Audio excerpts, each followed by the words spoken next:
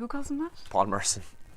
Morning. We're just chatting about the football because today's the transfer deadline today. More importantly than today being transfer deadline day, yesterday was International Cat Day. Yes. How did we miss this? We missed this, yeah. And Elaine being crazy cat lady, we and crazy dog lady now too. Oh yeah. And crazy goldfish lady. Did you even get a goldfish? You're a crazy pet lady now. Yeah, my sister-in-law said that it's turning into a zoo now. Elaine. What happens with does the cat go anywhere near the fish?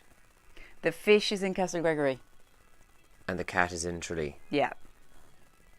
And never the two shall meet. Interesting. Keeping the two apart. I'm hoping the fish won't make it to Tralee. Well, it's funny you say that because I do remember my aunt had a cat years ago, and these sound like made-up stories, but it did happen. Like the cat knocked over the fish bowl and ate the fish. A goldfish or whatever. Goldfish. I thought that tastes like it. Must be disgusting. Ruined whatever because obviously it was a full bowl. Like ruined whatever it fell onto. But did the cat care? No. But more importantly, the fish was eaten. Oh, the fish was dead. And the floor being ruined. Yeah. Weather today, I've just kind of, what's that thing again? Shepherds, red sky at night, Shepherds delight, red sky in the morning, Shepherds warning. Yeah. Which way are we going? Big, bright red sky there this morning, lads. Oh, okay. We're in for it. But it's dry now, it's kind of sun's breaking, and we're going to see highs today of 20 degrees with the mix of the odd shower in parts as well. So Shepherds everywhere, quaking. Shivering. At the site. Yeah. Right, some of the trends apart from International Cat Day, which is trending, you've already saw on Instagram in particular, people were sharing posts of their cat.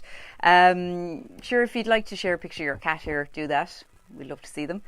Christina Aguilera is trending today, and that's because she's in Ireland and she was spotted in Dublin yesterday.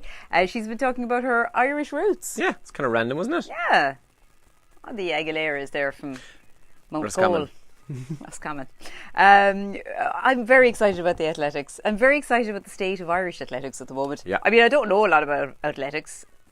My buddy Tom, I call him Tommy, like, because he's a buddy of mine, like, but Thomas Barr is in it today. He's so cool. Yeah, he's really cool. So he goes in the 400 metre final today at hurdles, obviously. And Leon Reid, who ran in his semi-final, his very first time ever running for Ireland, he ran underage for Great Britain, I think. Mm-hmm. Then he ran for Northern Ireland in the Commonwealth Games.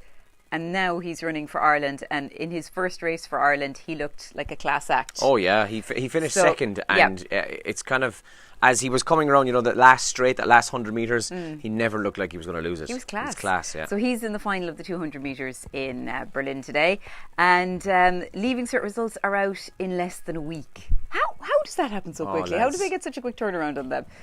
Next Wednesday already, leaving cert results are out, so the countdown is on for a lot of people.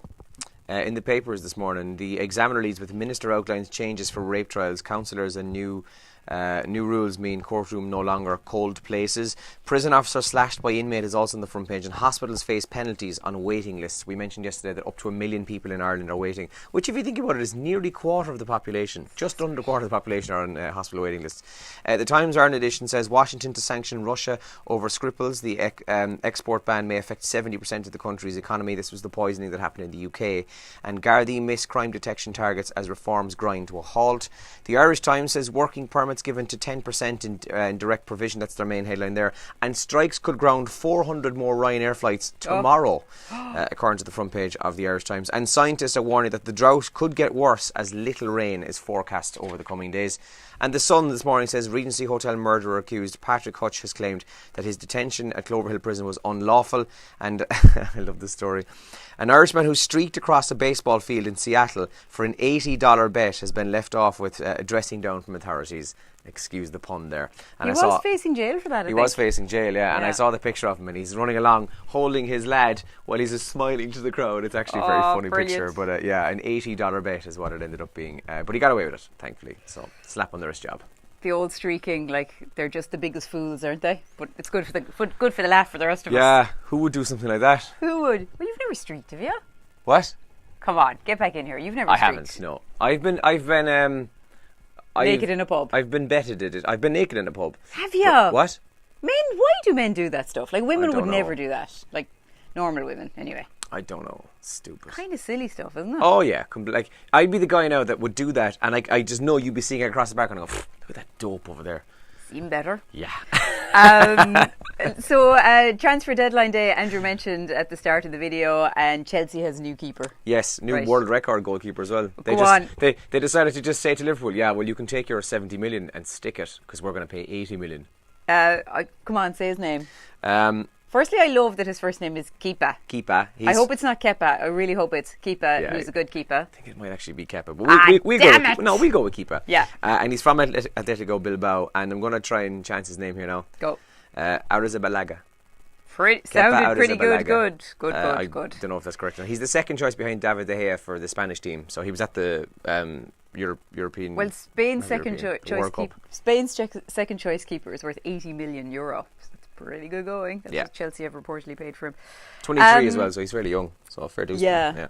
I love this story about experts have been asked what one woman did the most to change the world.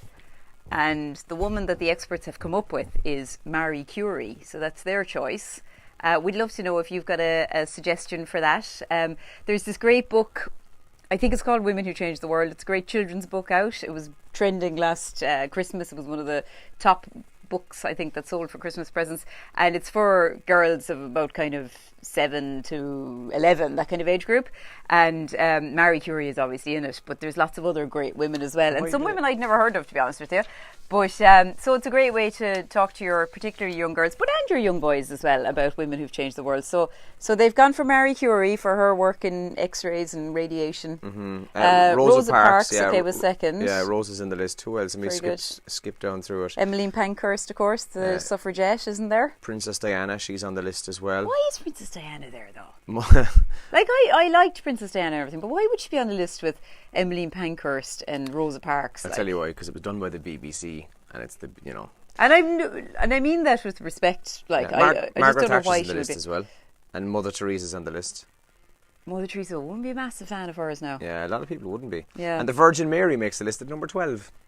Okay. Yeah, interesting. Yeah, so is there somebody, even somebody local, somebody who does Trojan work in whatever they do, who you could maybe name as an amazing woman? Trojan kind of well, you made me a cup of coffee yesterday and got me right going.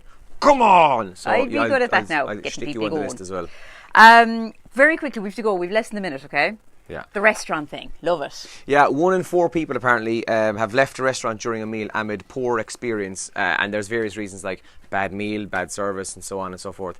So this morning, have you left a restaurant and why? You don't have to name the restaurant, of course, but have you left a restaurant and what was the reason for you doing it? I've never done it, but I've wanted to. Oh, I'd be always too hungry. Yeah. See, I'd have to eat. I'd be pig ignorant that I'll do it. Yeah, and even if it's shite, I'll eat it because I just need to eat. Yeah.